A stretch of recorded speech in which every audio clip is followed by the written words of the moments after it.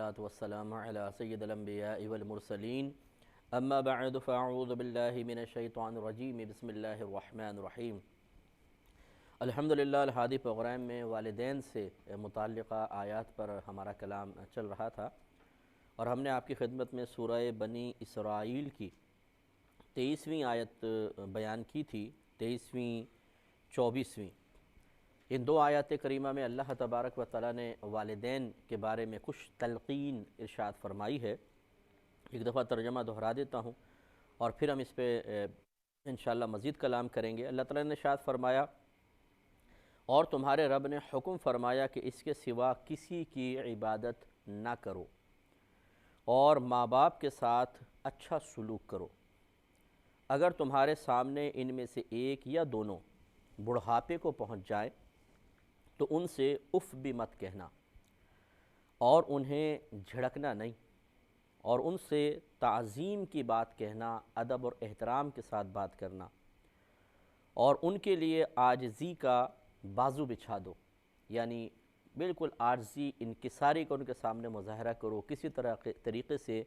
تکبر یا غرور نہ جھلکے،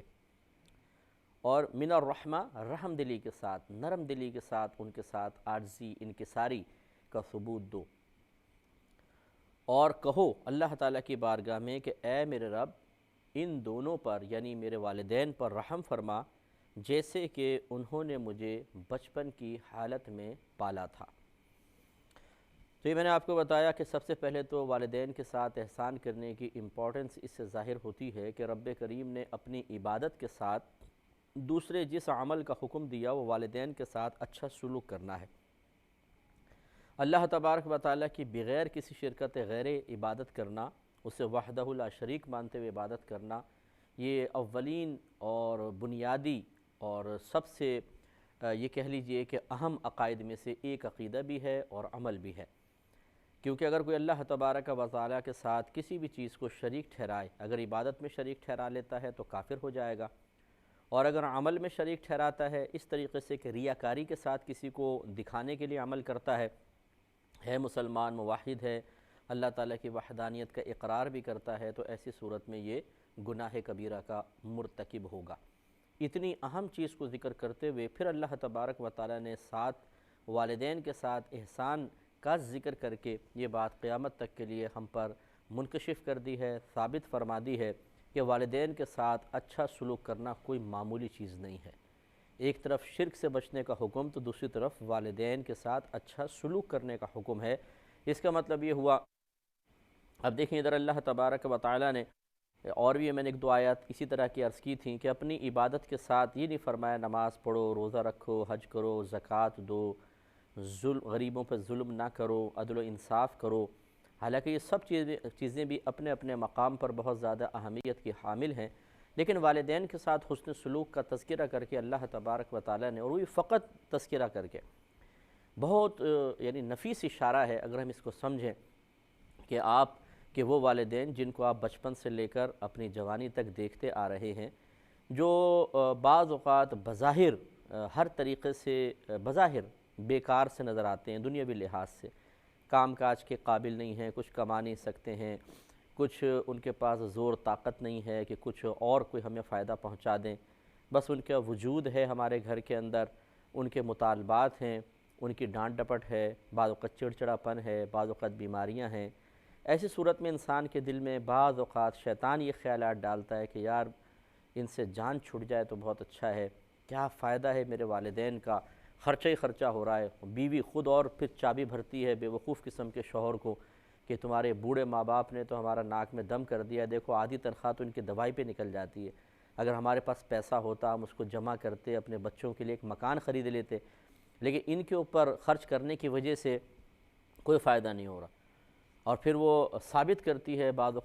اوقات ہر بیوی ایسی نہیں ہوتی ہے، ہر بہو ایسی نہیں ہوتی ہے، وہ بعض اوقات ثابت کرتی ہے کہ تمہارے والدین پہ خرچ کرنا اصل میں پیسہ ضائع کرنا ہے، اس سے کیا فائدہ ہے؟ اور ہمارے بے وقوف قسم کے وہ نوجوان جو ان آیات کو پڑھنے کی زحمت ہی گوارہ نہیں کرتے، قرآن ہی نہیں کھولتے، تو کیا کبھی وہ ان آیات کو پڑھیں گے اور ان سے اکتساب فیض کریں گے؟ ہمارے گھروں کے اندر قرآن سال ہر سال گزر جاتا ہے، اور خصوصاً ہماری ینگ جنریشن جو انتہائی نامعقول قسم کی اکثر نظر آتی ہے کہ وہ قرآن سے انہیں کوئی شغف نہیں ہوتا، کوئی دلچسپی نہیں ہوتی ہے، قرآن کے مضامین تو معاذاللہ ثم معاذاللہ بالکل بیکار سے لگتے ہیں، قرآن پڑھنے کا فائدہ کیا؟ تو پھر فائدہ کس چیز کا؟ انگلش پڑھنے کا ہے تاکہ اس سے دنیا حاصل ہو جائے، نوکری کرنے کا ہے تاکہ دنیا حاصل ہو جائے، دوستیاں کرنے کا ہے تاکہ اس سے تھوڑا سا وقت اچھا پاس ہو جائے، ان کا فائدہ آپ محسوس کر رہے ہیں تو یہ تو دنیا تک ہے۔ جب انسان انتقال کر جائے گا پھر کیا ہوگا؟ پھر یہی مضامین اگر ہمارے ذہن کے اندر ہوں گے، ان کے تقاضے کے مطابق عمل کیا گیا ہوگا، ان کے تقاضے کے مطابق اپنا محاسبہ کرتے ہوئے توبہ کی توفیق حاصل کی گئی ہوگی تو راحت اور سکون ہے۔ لیکن کہاں یہ توفیق؟ تو چنانچہ جب کوئی اس طرح کی چابی بھرتا ہے یا بھرتی ہے تو فوراً ان کے اندر غصہ بھر جاتا ہے اور چڑچڑاپن غالب آ جاتا ہے، اور وہ بالکل ایسا ہو جاتا ہے جیسے ایسا غبارہ ہو کہ جو پھول پھول کے پھٹنے کے قریب ہو گیا ہو، کہ ذرا پن مارے تو دھماکے سے پھٹ جائے گا۔ پھر وہ موقع کے منتظر رہتے ہیں کہ بس والدین اب کوئی غلطی کریں تو پھر وہ جو بیوی نے بھرا ہوتا ہے غبار اندر وہ ایک دم نکلتا ہے باہر، اور ایک دم والدین بھی حیران ہو جاتے ہیں رویہ دیکھ کر، یہ کیا ہو گیا اس کو، ایک دم ایسا پھٹ پڑا ہے۔ تو وہ اصل میں پھٹا تو اب ہے، ہوا تو بہت عرصے سے بھری جا رہی تھی، اور وہ نوجوان یہ نہیں سوچتا کہ میری زبان سے نکلنے والا ایک ایک جملہ مجھے جہنم کے قریب کر رہا ہے، جتنی والدین کی دل آزاری ہوگی اتنا ہی زیادہ گناہ ہوگا۔ اور یاد رکھیں کہ یہ جو والدین کے ساتھ بدتمیزی ہے یہ ایک گناہ جاریہ ہے۔ گناہ جاریہ اس اعتبار سے ہے کہ جب آپ ایک بدتمیزی والا کلام کرتے ہیں، دل آزاری والا کلام کرتے ہیں، تو والدین کے حساس دل اس تلخی کو، اس تکلیف کو، اس اذیت کو محفوظ کر لیتے ہیں۔ اب آپ تو کہہ کے چلے گئے، اچھا چلے آپ نے بعد میں آ کے معذرت بھی کر لی بالفرض، لیکن جو ایک گھاؤ لگ گیا، ایک تکلیف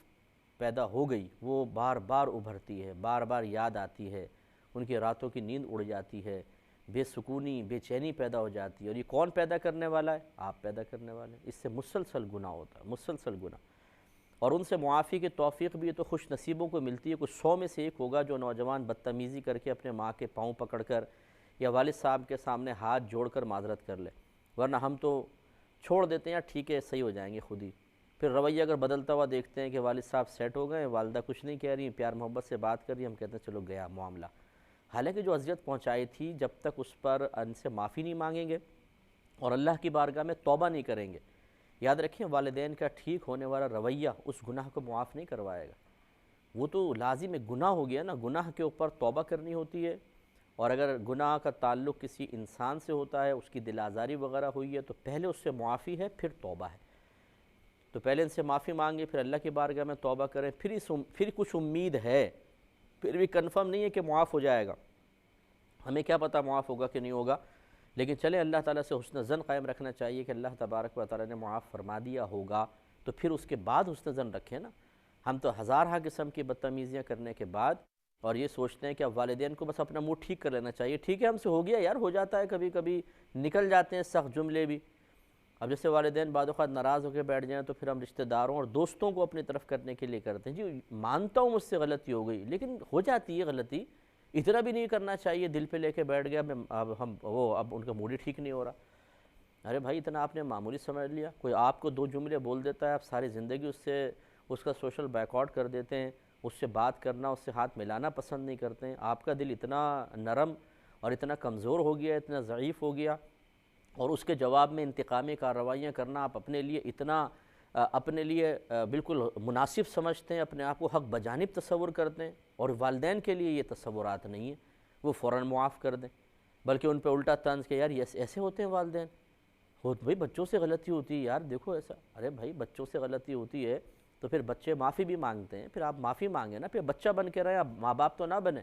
آپ اپنے ماں باپ کے باپ بننے کی کوشش کریں گے، اپنے ماں باپ کی ماں بننے کی کوشش کریں گی، جیسے بچیاں ہوتی ہیں یہ بھی بڑی تلخ ہوتی ہیں ان کی زبانیں، بعض اوقات ماں سے بدتمیزی کرنا، والد صاحب سے تو نہیں کر سکتی، خیر والد صاحب ذرا سخت ہوتے ہیں بعض اوقات، اور کبھی موقع ملے تو یہ مخلوق پھر والد صاحب کو بھی نہیں چھوڑتی ہے، تو بدتمیزیاں کرنے کے بعد بس پھر ٹھیک ہے معاف کریں، بس نہیں کریں گے تو بھی آپ کے قصور ہے، تو یہ غلط رویہ ہے۔ تو یاد رکھیے کہ پھر یہ تلخیاں، یہ تکلیفیں، یہ اذیتیں عنقریب آپ کو بھی ملنے والی ہیں، آپ کی اولاد سے۔ آپ اپنے ماں باپ سے بدتمیزی کریں گے، ہو سکتا ہے کہ اللہ تعالیٰ آپ کی اولاد سے جوتوں کے ذریعے آپ کو پٹوائے۔ ہم نے اپنی آنکھوں سے منظر دیکھیں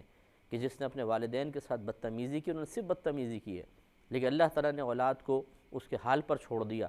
اولاد سرکش ہو گئی، بدتمیز ہو گئی، اور پھر جوتی لے کے والدین کو مارا ہے۔ پھر انہیں پتہ چلتا ہے کہ وہ اگر وہ بھی سعادت مند ہوں تو کہ یہ مکافات عمل ہے، میرے ہی کسی عمل کا نتیجہ ہے،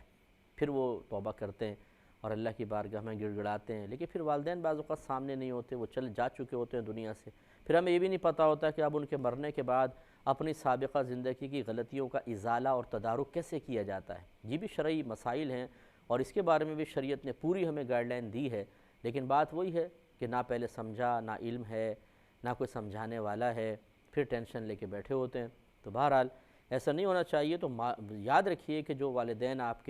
کے سامنے ہیں، یہ معمولی چیز نہیں ہے۔ میں نے آپ کو حدیث سنائی تھی، سرکار صلی اللہ علیہ وسلم نے ارشاد فرمایا کہ تمہارے والدین جو شخص صبح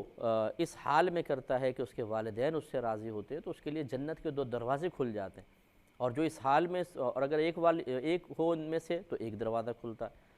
اور جو صبح اس حال میں کرے کہ اس کے والدین اس سے ناراض ہوں تو اس کے لیے جہنم کے 2 دروازے کھل جاتے ہیں، اور ایک ناراض ہو تو ایک دروازہ کھلتا ہے۔ تو صحابہ کرام نے پوچھا، حضرت ابن عباس رضی اللہ تعالی عنہما اس کے راوی ہیں، وہ کہتے ہیں کہ پوچھا گیا رسول اللہ صلی اللہ علیہ وسلم، اگرچہ والدین ظلم کریں، یعنی اگرچہ وہ ظالم ہوں اور اس کی بنا پر ہم نے بدتمیزی کی، وہ ہم سے ناراض ہو گئے، تب تو ایسا نہیں ہوگا، ہماری واقعی غلطی ہو اور انہوں نے ظلم نہ کیا ہو تب یہ دروازے بند ہوں گے؟ سرکار نے فرمایا نہیں، اگرچہ وہ ظلم کریں۔ یعنی کہنے کا مطلب یہ ہے، یہ والدین کو کوئی حوصلہ نہیں دیا جا رہا کہ تم جتنا مرضی ظلم کرو تمہارے ساتھ معاملہ نہیں ہوگا۔ مراد یہ ہے اولاد کو اس جہت سے دیکھنے کا حکم ہے کہ وہ والدین کی غلطیاں نہ پکڑیں، وہ والدین کے عیب اور ان کے اعمال میں نقص تلاش نہ کریں، بلکہ وہ صرف یہ سوچیں ہمیں والدین کی اطاعت کرنی ہے، کہنا ماننا ہے،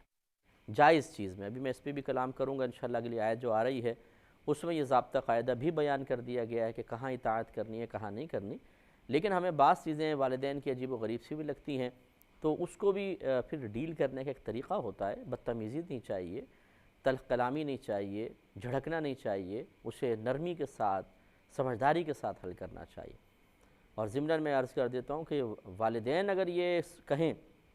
اپنی اولاد پر ظلم کر کے، ناانصافی کر کے ان حدیثوں کو پیش کریں کہ دیکھو سرکار نے فرمایا اگرچہ ہم ظلم کریں تمہیں ہماری اطاعت کرنی چاہیے، ٹھیک ہے، اولاد کے لیے تو حکم ہے، اب یہ بتائیے آپ کے لیے ظلم کرنا جائز ہے کہ ناجائز ہے؟ اگر آپ کہتے ہیں کہ جائز ہے تو کون سی دلیل سے؟ کہ اس حدیث میں ظلم کی اجازت تو نہیں دی جا رہی، یہ تو اولاد کو کہا جا رہا ہے کہ اگرچہ والدین ظالم بھی ہوں ان کا معاملہ اللہ پہ چھوڑ دو، اللہ تعالیٰ ان سے حساب لے گا، تم اپنا رویہ ٹھیک رکھو۔ تو یہ بھی غلطی ہوتی ہے کہ بعض اوقات والدین اس قسم کی روایات اور احادیث اور آیات کو ذکر کر کے اولاد کو اپنے تابع اور مطیع کرنے کی کوشش تو کر رہے ہوتے ہیں،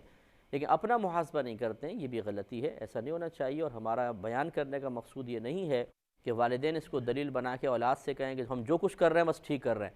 تمہیں ہمارا کہنا ماننا ہے۔ نہیں، آپ جو کچھ کر رہے ہیں وہ ٹھیک کر رہے ہیں نہیں کر رہے ہیں، اس کا فیصلہ کرنے والے آپ نہیں ہیں، وہ قرآن اور حدیث ہے۔ اور اگر قرآن یا حدیث آپ کے عمل کو غلط کہے گا تو پھر آپ بھی یاد رکھیں کہ میدان محشر میں آپ ہی گرفت ہوگی، آپ کو کھڑا کیا جائے گا، آپ کو پکڑا جائے گا باقاعدہ، اور جو غلطیاں آپ نے کی ہیں اس کا آپ کو خمیازہ بھگتنا پڑے گا، سزا ملے گی۔ اس لیے یہ ہماری شریعت بہت پیاری شریعت ہے، نہ وہ اولاد کو بے جا دباتی ہے، نہ والدین کی غلط طریقے سے حوصلہ افزائی کرے گی، دونوں کو اپنے اپنے مقام پہ رکھا ہے۔ تو بہرحال فی الحال چونکہ ہم اولاد کی جہت سے گفتگو کر رہے ہیں، والدین کی عظمت کا بیان ہے، اس لیے ہم نے یہ ذکر کر رہے ہیں۔ اور یہ ضمناً میں نے والدین کے بارے میں جو ذکر کیا وہ اس لیے کہ ہمارے اس کلام سے کوئی غلط نتیجہ مرتب نہ کیا جائے۔ اصل تعلیم شرع یہ ہے کہ اولاد کو چاہیے کہ والدین کے ہر قسم کے رویے کو برداشت کریں، اور والدین کو چاہیے کہ اپنا محاسبہ کرتے رہیں کہ ہم ایسا غلط کوئی عمل نہ کریں اولاد کے ساتھ کہ میدان محشر میں گرفت کے امکانات پیدا ہوں۔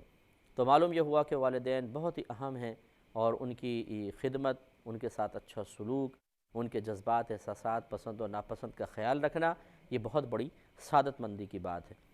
پھر اس پہ ہمارا کلام ہو چکا ہے کہ اللہ تعالیٰ نے فرمایا کہ ان دونوں میں سے دونوں یا کوئی ایک بڑھاپی کی حالت کو پائے تو ان سے اف بھی مت کہو۔ بڑھاپے کی حالت کا تذکرہ خاص طور پہ اس لیے ہوا کہ اس میں انسان بیمار بھی ہوتا ہے، چڑچڑا ہو جاتا ہے، بچپنا ذرا غالب آتا ہے۔ تو اور اف نہ کہنے کا مطلب ہے کسی بھی قسم کی جان بوجھ کر اذیت پہنچانا، اس سے منع کیا گیا ہے کہ نہ کرو۔ بعض اوقات نادانستہ طور پہ ہو جاتا ہے کہ ہم سے کوئی غلطی، مثال کے طور پہ والدہ نے کہا بھئی دوائی لے آنا، اچھا جی بھول گئے، گھر آئے والدین کا دوائی لے، او اچھا یاد نہیں رہا، چلو کل لے آنا، اگلے دن بھی بھول گئے مصروفیت کی وجہ سے۔ اب اس سے والدین کی بعض اوقات دل آزاری ہو جاتی ہے شدید قسم کی کہ شاید جان بوجھ کے نہیں لا رہا، دیکھو ہماری بات کی اہمیت ہی نہیں ہے، 2 دفعہ سے کہا ہے، 3 دفعہ کہا ہے، دوائی لے کر نہیں آیا، لیکن اس میں بچے کا قصور نہیں ہے، بعض اوقات واقعی بھول جاتا ہے۔ تو ایسی صورت میں اگر ہم سے کوئی قصور سرزد ہو جائے اور نادانستہ طور پہ ہو جائے جس سے والدین کو اذیت اور تکلیف ہو، تو پھر معافی ہے، معافی مانگ لیں، کوئی بات نہیں، یہ نہ کہ یار میری کیا غلطی ہے یار، سمجھتے ہی نہیں ہے، نہیں ٹھیک ہے وہ والدین ہیں، غلط فہمی ہو گئی نا، شکر کریں کہ غلط فہمی ہے۔ ایک بزرگ کو کسی جرم کی بنا پر جو آپ نے کیا نہیں تھا پھانسی پہ چڑھایا گیا، جب آپ کے گلے میں پھندا ڈال دیا گیا، بالکل آخری وقت آیا تو ایک آدمی سامنے سے گزرا، اس نے کہا افسوس حضور مجھے بڑا افسوس ہے، صدمہ ہے کہ آپ کو بے گناہ پھانسی پہ چڑھایا جا رہا ہے۔ آپ نے فرمایا مجھے تجھ پر افسوس ہے کہ کیا تو یہ چاہتا تھا کہ میں گناہ کر کے پھانسی پہ چڑھوں؟ یہ تو مقام شکر ہے کہ میں بے گناہ پھانسی پہ چڑھ رہا ہوں۔ آپ اندازہ کریں کہ یہ وہ بزرگ تھے کہ جو اس مقام پہ بھی اللہ کا شکر ادا کر رہے تھے کہ اللہ تعالیٰ تیرا بڑا شکر ہے، چلو بے گناہ ہی چڑھ رہا ہوں نا پھانسی پہ، گناہ کر کے تو نہیں چڑھ رہا ہوں۔ تو اسی طریقے سے یہ ہمیں سوچنا چاہیے کہ اگر والدین بیجا ڈانٹ بھی رہے ہیں، جیسے بعض اوقات ایسا ہوتا ہے کہ شوہر بیٹا جو ہے وہ اپنی بیوی کی اطاعت نہیں کر رہا ہوتا، لیکن والدہ اصرار کرتی ہے تجھے تیری بیوی نے بہکایا ہے، تیرا دماغ اس نے خراب کیا ہے، کالی سر والی جب سے آئی نا تجھے غلام بنا لیا تعویذ کر کر کے، اب وہ لاکھ قسمیں کھا رہا ہے میں ایسی بات نہیں ہے، نہیں نہیں نہیں میں کیسے مان لوں، پہلے تو ایسا نہیں تھا ویسا نہیں۔ اب وہ لڑکا بھی سمجھتا ہے کہ کسی نے نہیں کہا، بعض اوقات بیوی نے کچھ نہیں کہا ہوتا، لیکن اب ماں کے دل میں کسی بھی لحاظ سے بدگمانی آ گئی یا ڈال دی گئی، کیونکہ ماں باپ کے ساتھ کچھ اور لوگ بھی اٹیچ ہوتے ہیں، خالائیں ہوتی ہیں، پھوپھیاں ہوتی ہیں، محلے والیاں ہوتی ہیں، وہ آ کے پن کرتی رہتی ہیں اور پش کرتی رہتی ہیں، جس سے ان کا ایسا ذہن بن جاتا ہے۔ تو اس صورت میں پھر اس غلط فہمی کے ازالے کی کوشش کرتے ہوئے معافی مانگنے میں کوئی حرج نہیں ہے۔ اللہ تعالیٰ عمل کی توفیق عطا فرمائے، آمین۔ وآخر دعوانا